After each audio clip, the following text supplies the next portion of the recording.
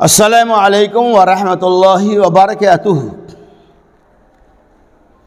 الحمد للہ وحدہ والصلاة والسلام علی من لا نبی بعدہ، اما بعد۔ عن ابی سعید بن زید رضی اللہ عنہ قال قال رسول اللہ صلی اللہ علیہ وسلم لا وضوء لمن لم يذكر اسم اللہ علیہ، رواہ ترمذی۔ حضرت سعید بن زید رضی اللہ تعالیٰ عنہ کہتے ہیں رسول اللہ صلی اللہ علیہ وسلم نے ارشاد فرمایا لا وضوء لمن لم يذكر اسم اللہ، اس آدمی کے لیے وضو نہیں جس نے بسم اللہ نہیں پڑھا، جس نے اللہ کے نام سے شروع نہیں کیا۔ یعنی جب ہم وضو کرنے لگیں گے تو وضو کی ابتدا میں بسم اللہ پڑھنا نہایت ضروری ہے۔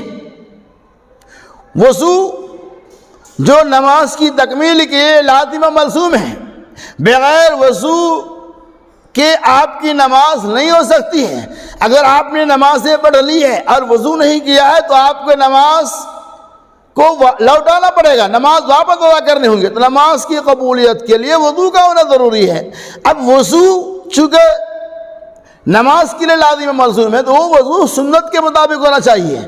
آج وضو کے معاملہ میں بھی بہت ساری غلط فہمیاں ہمارے بیچ موجود ہیں۔ لوگ وضو کرتے ہیں، وضو کا طریقہ نہیں معلوم، وضو کرتے ہیں اعضائے وضو کا حصہ خشک رہتا ہے، وضو کرتے ہیں اور وضو کے بیچ میں بہت ساری دعاؤں کو لوگوں نے گڑھ لیا ہے۔ وضو کرتے ہیں اور بہت سارے سسٹم کو اس وضو کے اندر داخل کر دیتے ہیں جس کی دلیل کتاب و سنت کے اندر دور دور تک موجود نہیں۔ نبی صلی اللہ علیہ وسلم لا وضوء لمن لم يذكر اسم اللہ، جو بندہ وضو کے شروع میں بسم اللہ، صرف کیا پڑھنا ہے ہمیں؟ بسم اللہ پڑھنا ہے۔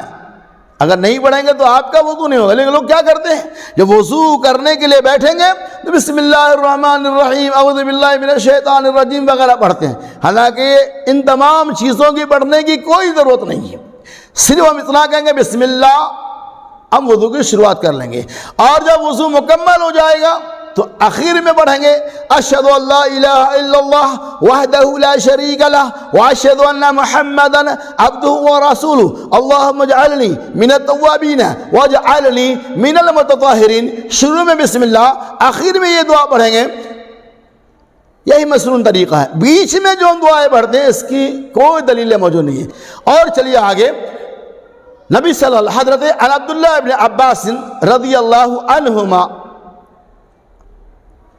قال توضأ رسول اللہ صلی اللہ علیہ وسلم مرة رواہ البخاری والترمذی۔ عن عبداللہ ابن زید رضی اللہ عنہ قال توضأ النبی صلی اللہ علیہ وسلم مرتين۔ حضرت عبداللہ ابن زید رضی اللہ تعالی عنہ کہتے ہیں کہ رسول اللہ صلی اللہ علیہ وسلم نے دو مرتبہ وضو کیا، یعنی اعضائے وضو کو دو بار ہوا ہے۔ یہ بخاری کی صحیح روایت ہے۔ تو ان دونوں حدیثوں سے پتہ یہ چلا کہ اعضائے وضو کو ایک بار بھی دھو سکتے ہیں اور دو بار بھی دھو سکتے ہیں اور 3 بار بھی دھو سکتے ہیں۔ ان تمام چیزوں کی دلیلیں موجود ہیں۔ اللہ تبارک و تعالی سنت کے مطابق ہمیں وضو کرنے کی توفیق رفیق عطا فرمائے۔